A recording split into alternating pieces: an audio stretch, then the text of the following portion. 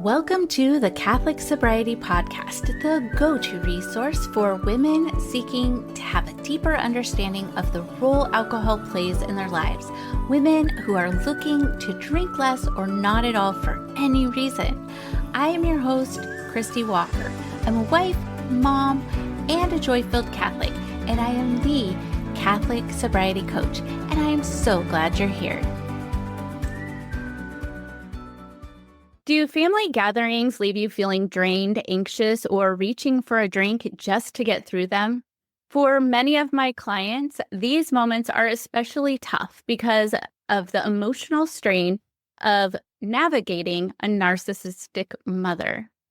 If you've decided to cut back or eliminate alcohol, it can be really hard to imagine coping in situations when you're going to be around your mom without it. But there is hope, and my next guest is here to guide you. I am thrilled to welcome Cristy Murray, a certified Catholic neuro coach and a compassionate expert in helping daughters heal from the pain of being raised by narcissistic mothers. Cristy understands this struggle firsthand, having grown up in a similar environment herself. Her personal experiences, combined with her deep expertise, make her uniquely qualified to empower women to heal, reclaim their identity, and thrive. Through her innovative neuro-coaching approach, Cristy equips her clients with the tools to break free from limiting beliefs and unhealthy patterns while building emotional resistance and greater self-awareness. She is the founder of Blue Veil Wellness and also hosts the podcast Maternal Narcissists Unmasked, where she shares strategies, inspiring stories, and actionable advice for overcoming the challenges of narcissistic family dynamics. Welcome, Cristy. It is so good to have you here. Hi, Cristy. Thanks for having me. Before we get started, could you please explain to my listeners what narcissism is and what it is not? I think we've all been hearing a lot about it. The word comes up in conversation much more than it used to, and it would be so helpful to have some clarification from you. Yes, definitely. And I think that is the first step, just knowing what it is. So the word narcissism, like you said, nowadays it's coming up more and more. It's because we are becoming more aware of it. So narcissist generally pertains to someone who is more grandiose, someone who likes to put themselves on a pedestal, always talks about me, all about me. And, when you talk to people like these, the conversation generally turns back around to them. Like you are because of what they did, and you wouldn't be where you are if not for them. Now, the tricky part is there's two types of it, maybe even more, but let's narrow it down to two. So the grandiose one is the one I just talked about. And then the other kind is the covert.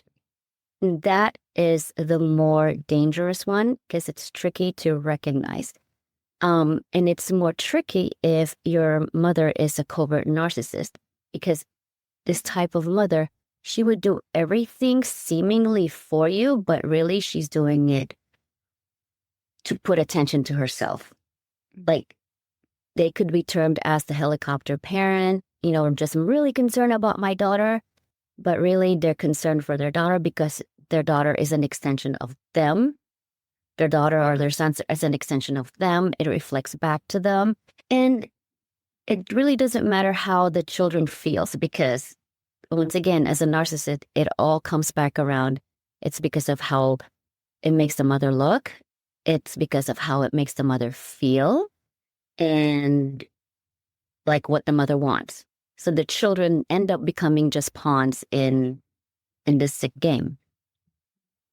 That's so interesting. So it's kind of a fine line I'm hearing between like a good parent who wants to be involved, who wants to be there for their kids, wants to make sure that they're, getting done what they want. But at the same time, if I'm understanding you correctly, it's that type of parent who seemingly on the outside does all those things, but really is doing it for selfish reasons? Yes, exactly. If I can give an example, right now, me and my colleague were talking about sports yesterday. about the parents in sports and how you cheer for your children. So there's a lot of parents that are on this side who really get excited and cheering for our kids and, motivating them, encouraging them to keep going.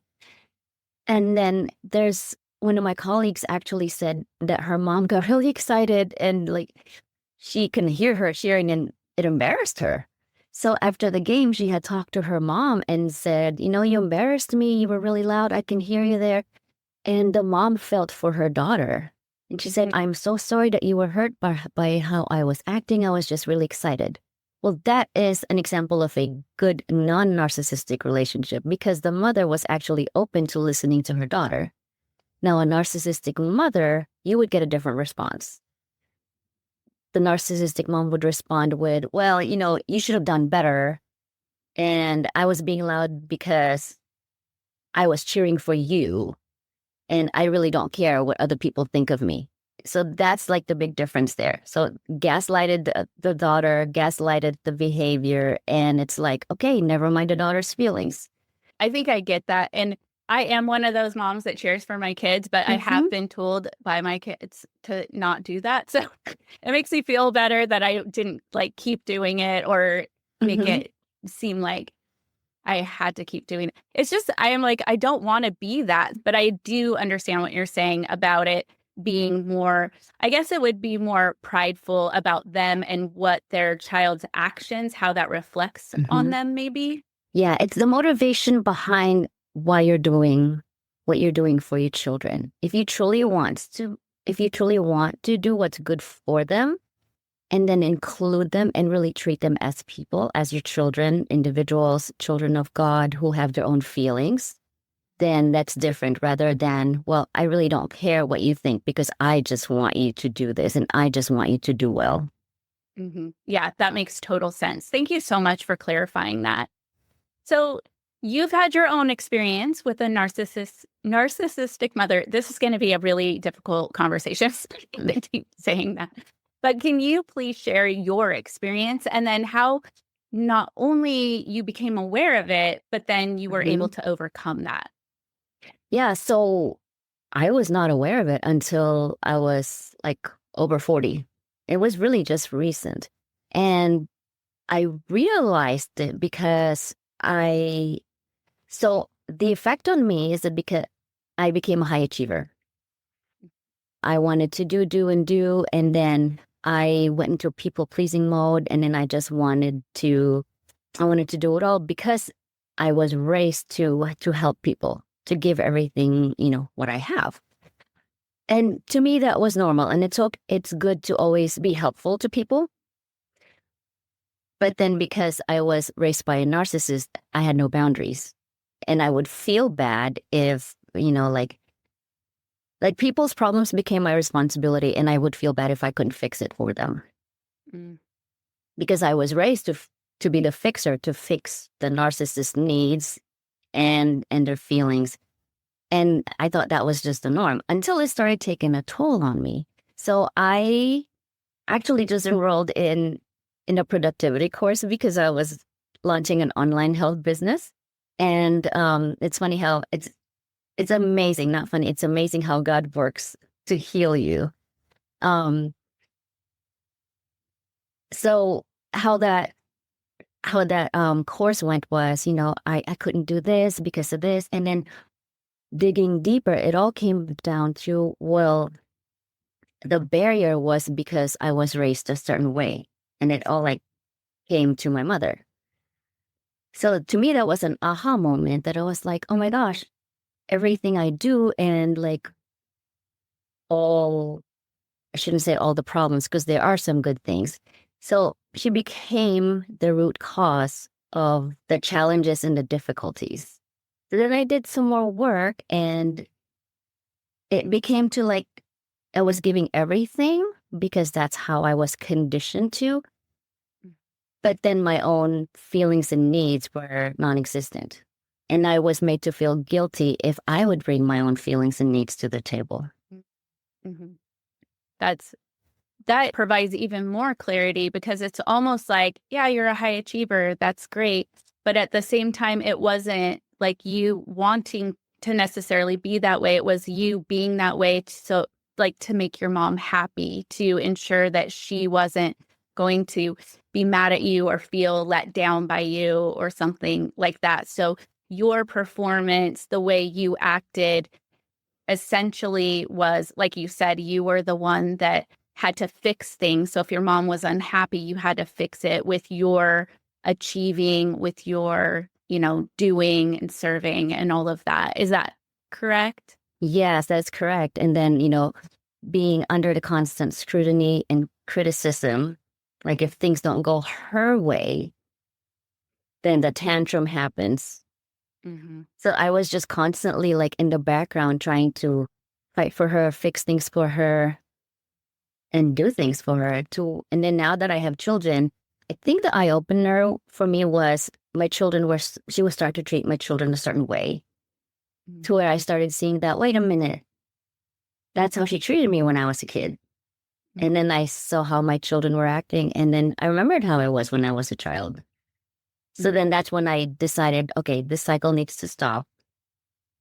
And this is not reaching my children. So I started my journey to healing on my own. And it didn't happen overnight, because even like the first step is being aware of things. And then the second step is accepting things. So then even if you know what it is, you've accepted them, there's still that part of you, because your neural pathways are conditioned a certain way. That's your norm. You're going against your norm. So really, you need God's grace. You need God to tell you that, no, that is not okay. And this is how I'll help you heal. Mm-hmm. So how is your relationship with your mother now? Did you have to set boundaries to where you wouldn't see her as often? I mean, I love that you were able to, it's hard when you're the one going through it, but then when you can see it on the outside, like you saw it happening from the outside as she was doing the same thing to your children. And then you're like, wait a second. And it kind of like gave you those emotions probably like when you were a kid, and you're like, wait, no, this is not happening. So how did your understanding of what was going on, seeing that happening with your kids, and then, I'm sure that you still have a desire to have a relationship with your mom. How did that setting boundaries and everything affect your relationship? And is it something that's fixed today, or is it ongoing? It's about 90%. I mean, it's not fixed. It's better, because people do not change their personalities, and people don't change overnight. And we only can take care of ourselves.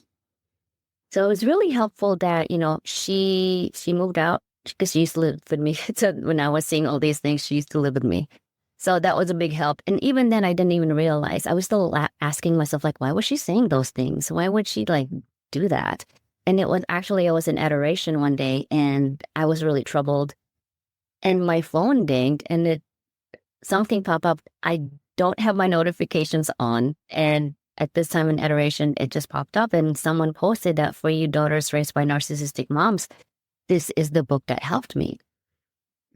So then, okay, I bought the book when my hour was done, and it's an audiobook that I listened to, and I could have written the whole book. It shed a light to everything. And actually, I was talking to a forgiveness coach in my podcast a few weeks back, and she helps daughters raised by narcissistic moms all over the world. And she said, it doesn't matter what part of the world you're from and what culture you're from. We all have the same stories.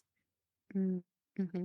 So that really opened my eyes to, wow, this is real. I'm not just making this up, because I was feeling guilty that, wow, I shouldn't feel this way. And why do I feel this way? I'm a bad daughter, and what's wrong with me?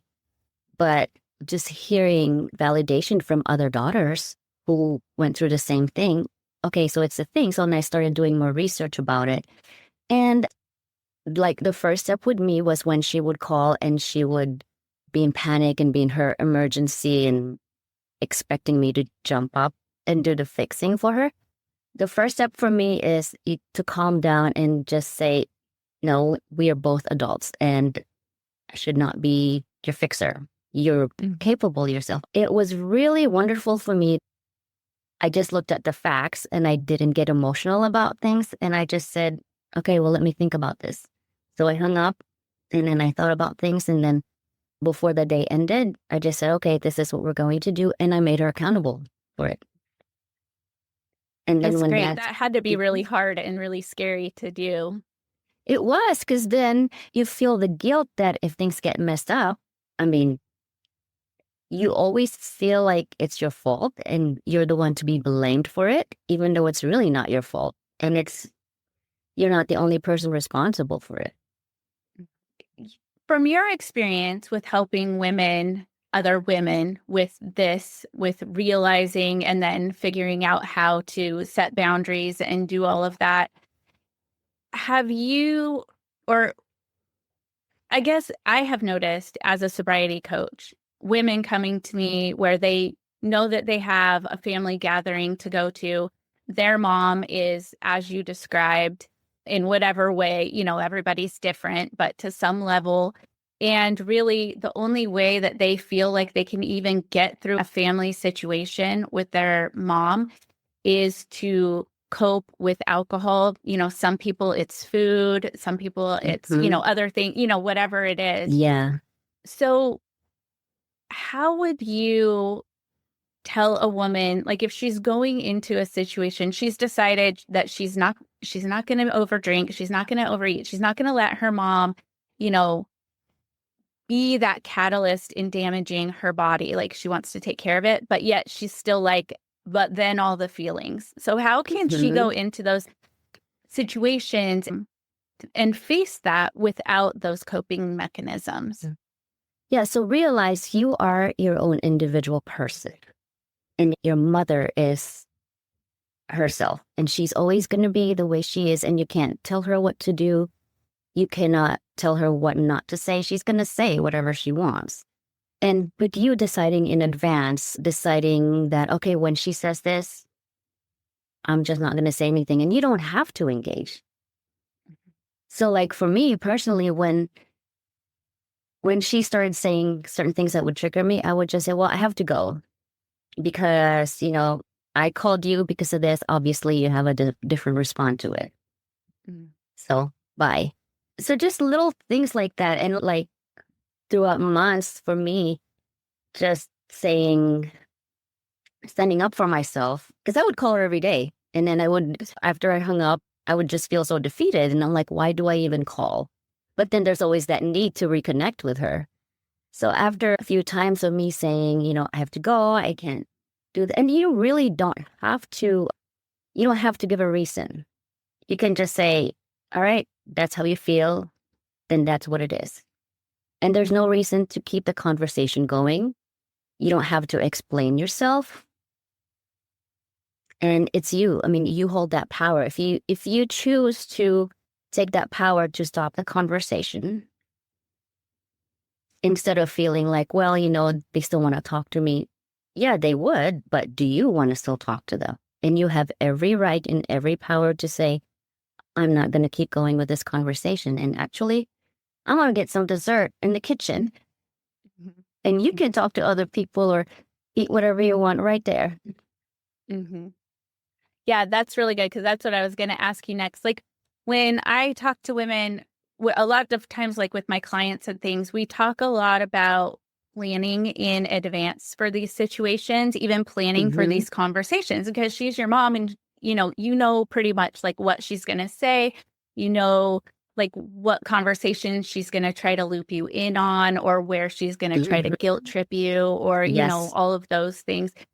I think one of the things that is coming clear to me is like when there is an issue, if you bring it up to her, she's going to be like, I don't know what you're talking about, and then put it on you, that type of stuff. So I think like planning in advance, which I always tell my clients as they're trying to reduce or eliminate alcohol anyway, but plan for those conversations, like know what you want to say, have an exit strategy. And that doesn't necessarily mean like leaving the house, although it can if it gets that bad.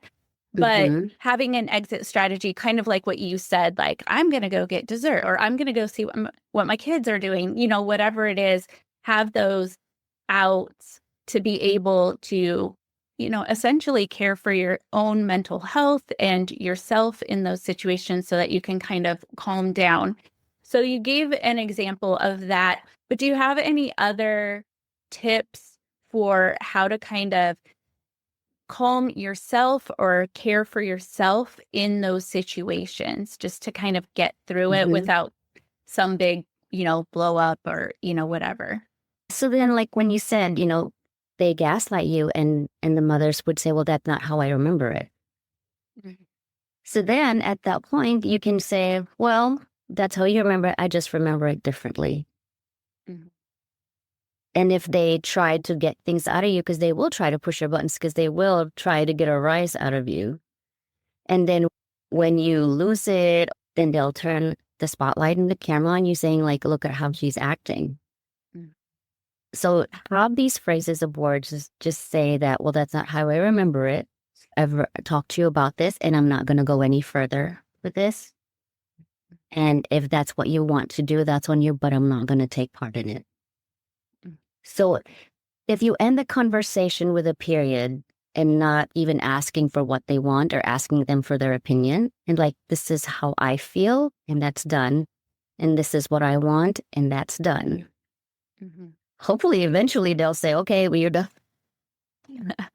They'll get the hint. Yes, They'll get used to the new normal.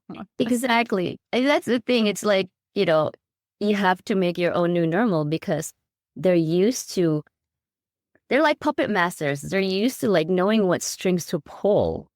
Mhm. But then your job is really to strengthen your own muscles and then cut those strings so then you can stand up on your own and not depend on them manipulating you. Mhm. Right now, alcohol feels like the only way that you can cope with the stress of motherhood, social pressures, and maybe even fit in with your group of friends. But you're starting to realize that it's leaving you feeling ashamed, disconnected, and maybe even out of control. Imagine if you could wake up each morning feeling at peace and proud of the choices that you're making and free from the pressure to drink, whether that's at home or in social settings. And that, my friend, is where my 5-day sacred sobriety kickstart comes in. By the end of the 5 days, you will feel more peaceful and in control because you will have more clarity and confidence around your decisions to take it or leave it. You're also going to learn how to manage your mind in a way that is aligned with your faith. You will learn how to speak truth over yourself, and that will help you root out what's keeping you stuck. So check out my 5-day Sacred Sobriety Kickstart and gain the clarity you need to make the decision to take alcohol or leave it from a place of peace. You can visit my website, thecatholicsobrietycoach.com. I have a pop-up there, or just go to my show notes.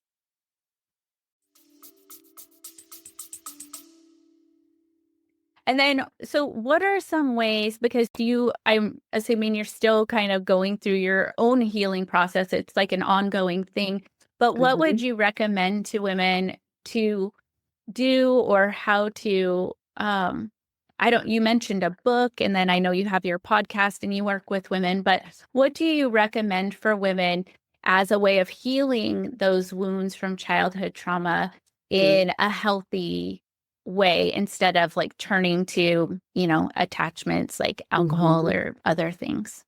Surround yourself with loving relationships. So if you surround yourself with like women who truly love their mother and who are like non-narcissist, you would know that. And it's actually when you see that kind of relationship between them and their children, you realize that, wow, that's kind of nice. And that's not how I remember my childhood. Mhm. So then you'll start seeing that what was normalized when you're growing up is really not right. So then you'll start like being exposed to all these loving relationships, more supportive women who just are there truly to help nurture you and not ask for anything in return and not make you feel bad if you don't do what they want. And then actually go into adoration. If that's your time with Jesus, I can't even begin to explain how many miracles and how it'll affect you and your relationship by just spending time with Jesus in adoration. Yeah. And another thing is really, so knowing the science of things, like neurocoaching, I know what we're conditioned to and how neural pathways work, but I still question it because I was raised Catholic and I had that guilt. So I had to talk to a priest. And then it's really, whether it's confession or spiritual direction, that's when then you'll say like, well, no, Jesus doesn't hate me just because I feel this way about my mother. And I know I talked about setting boundaries. Boundaries sometimes can kind of backfire on you, because if you look at boundaries as walls, then it has the potential of you just like you staying in a box when you like have all these four walls and then you're just isolated, and then you turn into like either the eating or like other behaviors. But if you see boundaries as gates, I mean, you still see what's happening on the other side, but they can't get through. And you can step back, you can see what's coming, and you can get closer when you feel safe. But it's a gate that you can see through, and then choose what you want to pass through or pass out. That's really good. That is really good. I've never heard it explained that way, heard boundaries explained that way. And I like that because I like it being that you can still see it, that you are in control of how close or how far you get. You can open it if you want or keep it closed. I think that's a really, really, I'm such a visual person, and that's such a great visual on that. So thank you for that. So if somebody is a narcissistic parent, will they always be a narcissistic grandmother? I mean, or, you said that you saw that in your mom with your kids, but do you find that with your clients that happens often? I find that it really depends on the degree of the narcissism. Like it's like a wide spectrum. Like some would be open to change. Some would kind of feel for their children that, oh my gosh, I didn't realize that I was hurting you or I was even this close. And some are just like, that's who they are, and they're not willing to just even accept the fact that they're hurting you. Like they would say, well, you shouldn't be too sensitive. That's why you're hurt. But, as a mother, if your children are coming to you hurt, you would feel for them, right? Oh, like, how did you get hurt, or did I hurt you? I'm sorry I did. I hear like varying degrees. Like some, when they're made aware of how their children are feeling, and then like with the proper support, then they would slowly be open to have that conversation. And some are just like, nope, that's a you problem, not me. And then you should change. Yeah. Yeah. So it sounds like it's kind of on a spectrum, and that there's some who may teeter on the verge of being narcissistic or have those tendencies. But once they realize, they're like, oh my gosh, I didn't realize I was doing that. I'm so sorry. So maybe it was something with the way that they were raised. Like, do you find that women who are raised, and I don't know how your grandmother was with your mom, but do you find that passed down through generations? Yes, definitely. That's why it is a cycle that we need to break. And then we owe it to our children to learn about it now and then start breaking that cycle. Because I don't remember where I heard it from. Because like the battles that you don't fight for your children now are the battles that your children are going to fight later on. And that's the battle that your mother didn't fight for you. That's why you're fighting it on your own right now. So it's really up to us knowing what it is to take the steps towards it. So like we become that shield for our children. So we hold that shield, and at the same time, I mean, we have a tough job. Sometimes ignorance is bliss, but then, once you use your other hand to hold that shield, and then the other hand to either hold that sword or, protect you from the other side. Yeah. It is, because they're not going to accept their fault that they're wrong, because that's how their mothers raised them. And in their mind, they will say, well, I turned out okay. But not really if you don't have a relationship with you. And like motherhood is really not about just, getting pregnant, like giving birth and raising kids. The motherhood is about having that relationship with your children and being that mother, not just a biological. I mean, you're just a surrogate if that's all you think motherhood is. Mhm.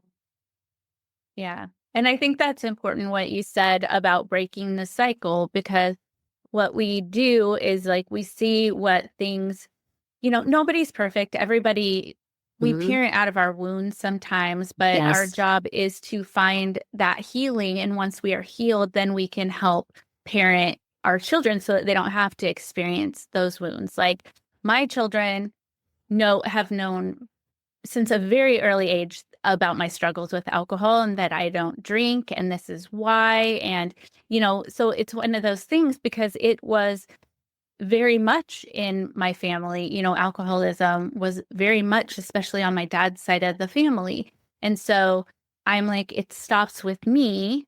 And this is how I'm going to take precautions to ensure that my kids, whether they drink or don't drink, have awareness around it and know like these are boundaries. If you can't have these boundaries, then it's best not to start. And Mhm. so with narcissism, I think that that's true too, because you're modeling motherhood to them. You're modeling what it is to be a loving, caring, very involved parent, yet at the same time, letting them be their own person and Mhm. respecting their feelings. So when they say that bothers me or I don't want to do that, like coming back to sports, it's such a big one. There was just a fight at my son's, it wasn't their basketball game, but before their basketball game. And I'm just like, parents, it's like a basketball game. Like, what is not life or death? This isn't like a thing.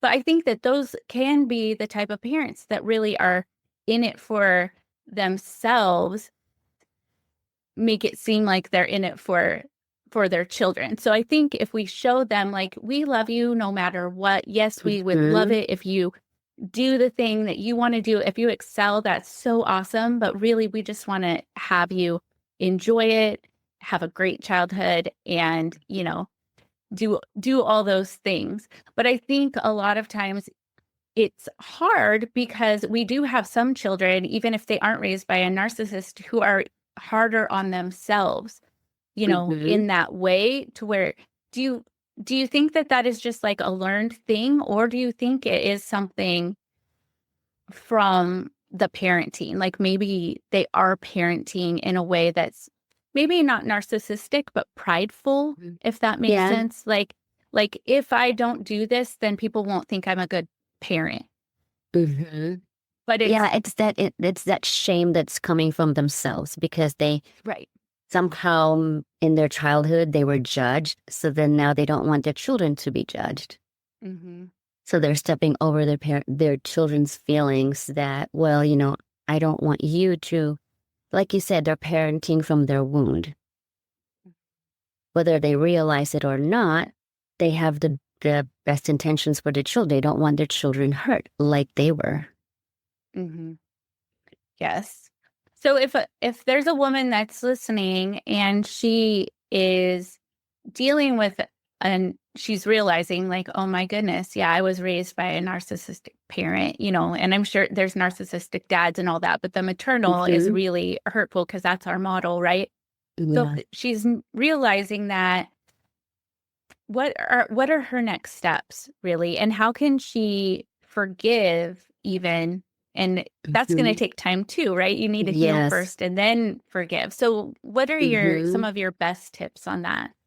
So yeah, first is really just journaling everything because it's all going to replay in your head. You're going to hear their voice in your head. Just writing things down, like even if you can remember the date. So then when you start to question yourself, like, oh no, it's just me, because you gaslight yourself as well, because you were gaslighted growing up. You're always going to blame yourself. Oh, I acted that way. That's why I was treated that way. It's Right. me. But if you have these records of how, you remembered it and like what the things that were said, and even if you tried to stand up for yourself and it didn't work, just keep speaking for yourself, really finding your own identity separate from your mother. And someone had told me before, or I had read somewhere, that before you were formed in your mother's womb, God knows who you are.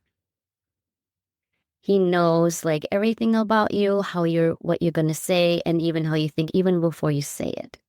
So just taking comfort that, well, I have my own identity, and really asking God, like, who am I and who you want me to be? So then it's between you and Jesus, and your behavior is not dependent on how your mom would make you feel than what she would tell you. Yeah. And I think that, like you mentioned before, like taking that to adoration, like sitting with Jesus on that, because yeah, I'm sure you do question yourself. Like, did I remember it that way? Is it right? Yes, Am I like making too exactly. much of it? Am I Am I overreacting? right? Because yeah, the mom probably told you those things like that didn't Yes. happen, or Mm-hmm. you never can remember things, right? So if you take that to adoration and sit with Jesus and ask him to help you remember it and just write it down and honor the way that you remembered it as that is it. And Mm-hmm. just know, like, I don't know. I feel like if you do it that way or do it in prayer or, however Mm-hmm. is best, but really bringing Jesus into it is Mm-hmm. would be so, so powerful. It's very interesting because I've been doing, I am a student of Encounter School of Ministries, and we went through an inner healing. We were taught an inner healing like tool to help people. And you can walk through it with the Holy Trinity. And so God the Father is like when you have wound with your earthly father, you speak to Jesus and use that when you have an issue with your mom. So a lot of times people that have a hard time connecting with Jesus, and probably Mary, for sure Mary as well. But I thought it was Mm-hmm. so interesting that people would be afraid to approach Jesus if they had a wound with their mother. And so this exercise helps them work through that. And then the Mm-hmm. Holy Spirit is something that helps with like siblings and other family members. It's Okay. so interesting to me. And if I hadn't gone through it myself and done an inner healing session, I would have been like, what? I don't understand it, but it's so, so good. And it just comes up a lot because you've mentioned Jesus so many times. So that's why Mm-hmm. I think taking it to adoration, sitting in front of Jesus, gazing upon him, allowing him to gaze upon you as you're uh, writing these things down and healing Mm-hmm. could be so, so powerful. Yes, and then I really take great comfort with the Blessed Virgin Mary and really being remothered by her. So, because when I realized that, well, my mom was like this, I'm screwed up. But really, no, we're not. That's our earthly mother. She's also human. Mhm. But we always can take comfort in being mothered by the Blessed Mary, Mhm. because she's Jesus' mother. She's our mother. And I mean, we can take our own mothers to her too, and we can both be mothered by the Virgin Mary. Yeah. Yes, that's such a great thing. And she is. I was at Saint Teresa or Mother Teresa that was saying, like, you say, Blessed Mother, come and be a mother to me now, or something like that. I can't Mm-hmm. remember the exact phrasing of it, but it's so beautiful. And it's such a short thing that you can say if you're struggling with those thoughts and you really are feeling maybe like, my mom doesn't understand me, but the Blessed Mm-hmm. Mother does, and she will Yeah. wrap you in her mantle. Mm-hmm. Praying the rosary. I heard somebody say one time, like praying the rosary and holding the rosary beads in your hand, or like holding the hands of the Blessed Virgin Mary. And I was like, that's so beautiful. It's so like such a Mm-hmm. comfort. I could see how Yeah. that could be very healing. Yeah, so don't feel bad about. I mean, it's easy for me to say that now, but because I've like halfway through my healing, but you know, and I just keep telling myself, because yeah, I have felt bad, like I felt lost, like, whoa, I don't have a mom, or I have a mom, but she's not really a mom. Yeah. But then I just started looking into the Virgin Mary as my mom. Hmm. So then it's almost like being an orphan. Like once you realize that you're the mother that you looked up to all your life is really just a shell, and it's like a fantasy mom that you made up. And then when you realize that that's not her, you go into this grieving phase that, well, who am I if like it was a lie, or who I believed I was growing up is not real. So then you start looking for yourself, and then you need that nurturing. Mhm. But like taking comfort that, well, we have a mom. We have a mom. It may not be the one here on earth. The Blessed Virgin is our mom. And just like you said, just being wrapped up in her mantle. And I don't know, it's hard for me to explain, but just it's almost like you're grounded once you accept that, it's okay if my earthly mom fails me, and I will pray for her healing as well. And maybe she can walk next to me, and we can walk to the Blessed Virgin Mary, so we can both be healed. So then that, you get your path, and you just sit with the Virgin Mary, and, really that's where the healing starts to happen. It's like accepting things and then letting it go. Not like throwing it away, like you're mad. I feel like when you say like, let it go, give it up, it's like, okay, just throw it. No, it's like it's handing it over to Jesus and the Virgin Mary. And then eventually, you'll get all the resources that you need. Because like for me, I really felt like I've been provided every time I need something. Either someone will call me, or I'll meet someone and then like present things to me, and things just fall into place. And I do believe that for everyone, ask and you shall receive. You will be given what you need at the right time. And all you have to do is just surrender. Mhm. Yeah, that's really the key, is just surrender. I love the visual of you and your mom, like going hand in hand to the Virgin Mary and letting her heal you both. I think that is so, so beautiful, because essentially, even as daughters of narcissistic mothers, there's still love there, and you still want the best for your mom. And so just envisioning that and just praying for her and asking for, Mary's protection over her, probably be something that feels like you're able to do something that's helping her, and then will help your relationship in the long run. Yes. And then you won't feel so guilty that you're turning your back on your mom. Yeah. Are there situations where it's inevitable break has to come, or is it always redeemable? I have heard there are some moms who we can get physical and be verbally and emotionally abusive. At that point, as hard as it is, you have to make a choice, like what's more important. Right. Your family, your children, or your relationship with your mom, which, I mean, really what kind of relationship it is. And you can't fix her. She's going to want to be able to be fixed. Yeah, anything that's going to put you or your children in a dangerous situation, or, being abused mentally or physically. I guess that would be definitely the line where you would have to step away and say, someday if you ever heal. Yes. In the meantime, I can love you from the distance. Exactly. I'll call you. Yeah. So, well, this has been such a helpful conversation, Cristy. I really appreciate you being here. So before we close, why don't you just tell everybody where they can find you? And, if you have any resources, if somebody is listening and they're like, oh my gosh, I didn't realize, but I think I may have been raised by a narcissistic mother, or maybe they're listening and they're like, oh my gosh, am I a narcissistic mother? So what resources do you have that can help everyone who's listening? Well, so first, if you question if you're a narcissistic mother, you're not, because the fact that you're even questioning yourself tells me, So you're okay. yes, tells me that you're not, because you care. When someone says, well, I'm not, I'm just like, okay, maybe question that. But yeah, if you go to healmaternalwounds.com, that's a quiz. And, that will get you thinking about like how you feel and what's happening. And then in the end, it'll like give you a score, like your readiness, like, okay, you're just seeking guidance right now, or you're ready for help. And then that will get you to my email list. And then we can keep in touch that way. I'll send resources and get on the wait list for a course for, let's rewrite your story from trauma to triumph.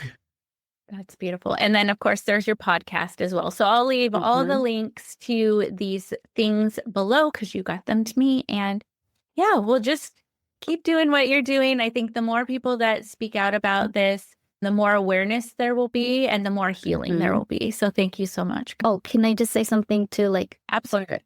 For sobriety, I mean, so that's one way, like you had mentioned, we all choose how we cope. And for some women, it's like, it's immersing themselves in work, or for some people it's drinking. And it's that someone had told me before, it's the way you punish yourself. It's like the poison that you drink, and they're not even handing it to you. You're the one who is like grabbing it and giving it to yourself. Yeah, so once you remember that, every time you pick up something or it's destructive, I guess, like, is it even fair to say that, that's poison? Because essentially it is, if you think of it as poison. Just imagine them handing it to you and you just hand it back to them and just say, no, not going to let you do this to me. Oh, that's beautiful. That's a really good thing. I like that. Like, they hand it to you and you hand it back to them. That's a really good thing to like visualize and think about. But yes, it really is. It's like if you're harming yourself because of them, you're harming yourself because you're trying to deal with whatever the effects and the wounds that they, inflicted on you. And so, yeah, I think that's such a good thing. So thank you. I'm glad that you mentioned that. Okay. All right. Well, you have a great day, and I hope everybody checks out your podcast and all of your resources, and we'll talk to you again soon. Well, that does it for this episode of the Catholic Sobriety Podcast. I hope you enjoyed this episode, and I would invite you to share it with a friend who might also get value from it as well. And make sure you subscribe so you don't miss a thing. I am the Catholic Sobriety Coach, and if you would like to learn how to work with me or learn more about the coaching that I offer, visit my website, thecatholicsobrietycoach.com. Follow me on Instagram at the Catholic Sobriety Coach. I look forward to speaking to you next time. And remember, I am here for you.